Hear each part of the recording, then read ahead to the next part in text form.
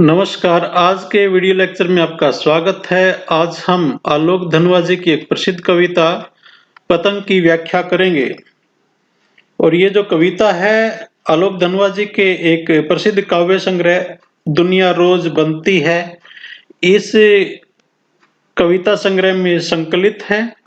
और इस कविता के माध्यम से कवि ने जो बच्चों की बाल सुलभ इच्छाएं होती हैं, उमंग होती है, उसका मनोहारी चित्रण प्रस्तुत किया है।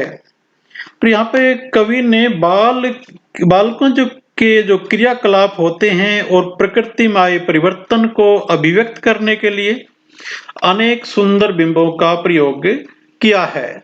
तो वीडियो शुरू करने से पहले एक निवेदन, अगर अभी तक आपने चैनल सब्सक्राइब नहीं किया है तो उसको सब्सक्राइब कर लें। तो आइए शुरू करते हैं पतंग कविता की व्याख्या। सबसे तेज बौछारे गई भादो गया, सवेरा हुआ खरगोश की आंखों जैसा लाल सवेरा। कवि कहता कि सबसे तेज बौछारे चली गई, यानी बौछारे यानी जब बारिश बहुत ज्यादा होती है, बरसात का जो मौसम होता है वो अब चला गया है।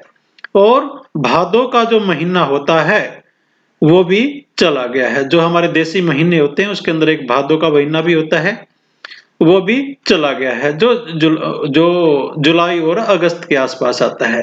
यानी वो जो बरसात का मौसम है वो भी चला गया है, भादों का जो महीना होता है वो भी चला गया है। और ऐसे मौसम के जाने के बाद फिर जो सवेरा हुआ वो खरगोश की आंखों जैसा लाल सवेरा है। यानी जब बरसात के दिन चले जाते हैं, गर्मी के दिन चले जाते हैं, तो थोड़ी थोड़ी ठंडक आनी मौसम में शुरू हो जाती है। और जब सर्दी के दिनों का जो सवेरा होता है वो बहुत ही सुहावना होता है। और वो कवि ने उसको खरगोश की आंखों जैसा लाल सवेरा एक सुंदर बिंब के माध्यम से उसको प्रस्तुत करने का प्रयास किया है। आगे कवि कहते हैं, शरद आया पुलों को पार करते हुए। शरद, शरद यानी शरद ऋतु। शरद ऋतु आ गई है पुलों को पार करते हुए, यानी जो बौछार हैं, झड़ी जो बरसात की लग गई थी उनको पार करते हुए वो शरद ऋतु आ गई है। अपनी अपनी नई चमकीली साइकिल तेज चलाते हुए, घंटी बजाते हुए, जोर जोर से चमकीले इशारों से बुलाते हुए, पतंग उड़ाने वाले बच्चों के झुंड को चमकीले इशारों से बुलाते हुए और इस आकाश को इतना मुलायम बनाते हुए। तो बाद में जो इस प्रकार का जो मौसम होता है उसमें जो बच्चे हैं वो जिस प्रकार से चहलकदमी करते हैं और पतंग उड़ाने का एक अच्छा मौसम होता है, तो बच्चे अपनी चमकीली तेज साइकिल चलाते हुए, यानी वो जो अपनी चमकीली तेज साइकिल चलाते हुए और जोर जोर से घंटी बजाते हुए बच्चे अपने मित्रों को चमकीले इशारों से बुलाते हुए, चमकीले इशारों से बजाते यानी बच्चे बहुत तेजी के साथ अपने ही एक इशारों से अपने मित्रों को बुलाते हैं। कब, क्यों? पतंग उड़ाने वाले बच्चों के झुंड को। और वो जो बच्चे हैं अकेले में नहीं बल्कि एक झुंड में पतंग उड़ाना चाहते हैं, और वे अपने चमकीले इशारों से दूसरों को बुलाते हैं। किस लिए? क्योंकि वो आकाश को इतना मुलायम बनाते हुए कि पतंग ऊपर उड़ सके। और वो बच्चे, जिस प्रकार से बच्चे मुलायम होते हैं उसी प्रकार से वो आकाश को भी इतना मुलायम बना देना चाहते हैं। और शरद ऋतु में आकाश भी बहुत साफ होता है, मुलायम होता है, और ऐसा लगता है कि ये पतंग उसके ऊपर आसानी से उड़ सकती है। दुनिया की सबसे हल्की और रंगीन चीज उड़ सके, दुनिया का सबसे पतला कागज उड़ सके। और बच्चे कोशिश करते हैं कि दुनिया की जो सबसे हल्की और रंगीन चीज उड़ सके। यहाँ पर पतंग का बिंब है ये, कि सबसे हल्की चीज और सबसे रंगीन चीज वो पतंग उड़ सके, दुनिया का सबसे पतला कागज उड़ सके। इसमें पतंग में सबसे पतला कागज प्रयोग होता है। बांस की सबसे पतली कमानी उड़ सके, और बांस की जो कमानी होती है जिसके ऊपर पतंग बनाई जाती है वो भी उड़ सके, और कि शुरू हो सके सीटियों, किलकारियों और तितलियों की इतनी नाजुक दुनिया।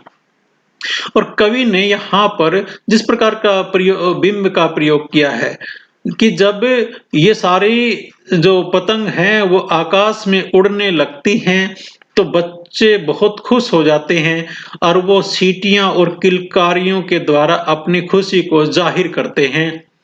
और कवि ने आगे कहा कि तितलियों की इतनी नाजुक दुनिया, जब ये पतंग सारी आकाश के अंदर उड़ने लगती हैं, जो पतंग रंग बिरंगी होती है, तो ऐसा लगने लगता है कि आकाश के अंदर बहुत सारी तितलियां आ गई हैं। और कवि ने इसी को नाजुक दुनिया कहा है, क्योंकि तितलियां भी बड़ी नाजुक होती हैं और पतंग भी बहुत नाजुक होते हैं। आगे कवि कहते हैं कि जन्म से ही वे अपने साथ लाते हैं कपास। जो बच्चे होते हैं वो ऐसा लगता है कि कपास का यहाँ पर बिंब कोमलता के लिए इस्तेमाल किया गया है कि जो बच्चे हैं वो जन्म से ही कोमल होते हैं। पृथ्वी घूमती हुई आती है उनके बेचैन पैरों के पास, और पृथ्वी जो है उनके बेचैन पैरों के पास घूमती हुई आती है। यानी पृथ्वी को भी अच्छा लगता है जब बच्चे उसके शरीर पर अपने मुलायम पैरों के साथ दौड़ते हैं। जब वे दौड़ते हैं बेसुध और बेफिक्री के साथ वे दौड़ते हैं, छतों को भी नरम बनाते हुए, दिशाओं को मृदंग की तरह बजाते हुए। कवि कहते हैं कि जब बच्चे दौड़ते हैं तो जो छत भी ऐसा लगता है कि बहुत नरम बन गई है, और दिशाओं को मृदंग की तरह बजाते हुए, और वो जो चारों दिशाएं होती हैं उनको भी वे नगाड़ों की तरह बजाते हैं। एक वाद्य यंत्र होता है मृदंग, जिसको नगाड़ा कहा जाता है, और जो दिशाओं को भी नगाड़ों की तरह बजाते हैं। यानी बच्चे किस दिशा में चले जाएंगे कुछ पता नहीं लगता, क्योंकि उनकी जो गति होती है बहुत तेज होती है और चंचल होती है। जब वे पेंग भरते हुए चले आते हैं अक्सर डाल की लचीले वेग से, अक्सर छतों के खतरनाक किनारों तक, और इतनी तेजी के साथ वे दौड़ते हैं और मृदंग की तरह वो सब दिशाओं में इधर उधर जाते रहते हैं। और जिस प्रकार से हम पींग डालते हैं पेड़ों के ऊपर, पेड़ रस्सी के माध्यम से, और उसी प्रकार से जो बच्चे हैं वो भी इधर उधर घूमते रहते हैं, और वो डाल की तरह लचीले वेग से आते हैं। यानी उनके अंदर, शरीर के अंदर इतनी कोमलता होती है और इतना लचीलापन होता है, वो किसी पेड़ की डाल की तरह लगता है। और वो जब इस प्रकार के वेग से पेंग भरते हुए लचीलेपन के साथ छतों के खतरनाक किनारों तक अगर वो पहुंच भी जाते हैं, तो उस समय गिरने से बचाता है उन्हें सिर्फ उनके ही रोमांचित शरीर का संगीत। और उस समय अगर वो क्योंकि कई बार दुर्घटनाएं भी हो जाती हैं और बच्चे छतों के किनारों से कई बार गिर भी जाते हैं, तो कवि कहना चाहता है कि बच्चे जब खतरनाक पतंग उड़ाते हुए खतरनाक किनारों तक भी पहुंच जाते हैं, तो उस समय उनके शरीर के अंदर जो ऊर्जा होती है, जो रोमांच होता है, वही उनको गिरने से बचाता है। यानी उसके जो चंचलपन है, उनका गतिशील होना है, वही उनको उन छतों के खतरनाक किनारों से गिरने से बचाता है। पतंगों की धड़कती ऊंचाइयां उन्हें थाम लेती हैं महज एक धागे के सहारे। कवि कहता कि वो उनके शरीर का जो रोमांचित शरीर है, यानी चंचलता है, गतिशीलता है, वो तो उनको बचाती ही बचाती है। जो पतंग है वो भी एक धागे के सहारे उन बच्चों को गिरने से बचाती है, और उनकी जो धड़कती हुई ऊंचाइयां हैं उन बच्चों को एक धागे के सहारे ही थाम लेती हैं और गिरने से बचाती हैं। आगे कवि कहते हैं कि पतंगों के साथ साथ वे भी उड़ रहे हैं अपने रंध्रों के सहारे। कि कवि कहता कि पतंग जो बच्चे उड़ा रहे हैं वो सिर्फ पतंग ही नहीं उड़ रही है, बल्कि जब पतंग उड़ती है तो उसके साथ साथ बच्चों की जो कल्पना है वो भी उड़ान भरती है, और वह भी अपने रंध्रों के सहारे उस पतंग के साथ साथ ही उड़ रहे होते हैं अपनी कल्पनाशीलता के माध्यम से।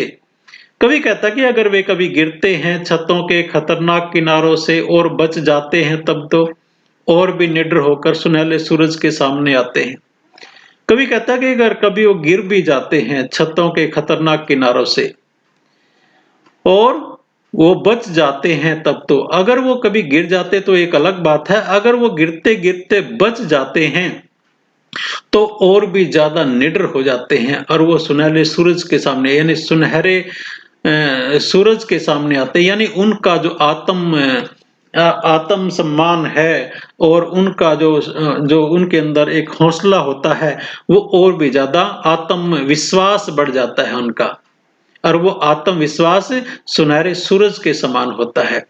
कवि आगे कहते हैं, पृथ्वी और भी तेज घूमती हुई आती है उनके बेचैन पैरों के पास, और जो पृथ्वी है और भी तेजी से घूमती हुई उनके बेचैन पैरों के पास आती है। तो इस कविता के माध्यम से आलोक धनवा जी ने प्रकृति में हो रहे परिवर्तन को और बालकों की जो बाल सुलभ चेष्टाएं हैं, पतंग उड़ाने की एक कल्पनाशीलता है, उसका यहाँ पर वर्णन किया है।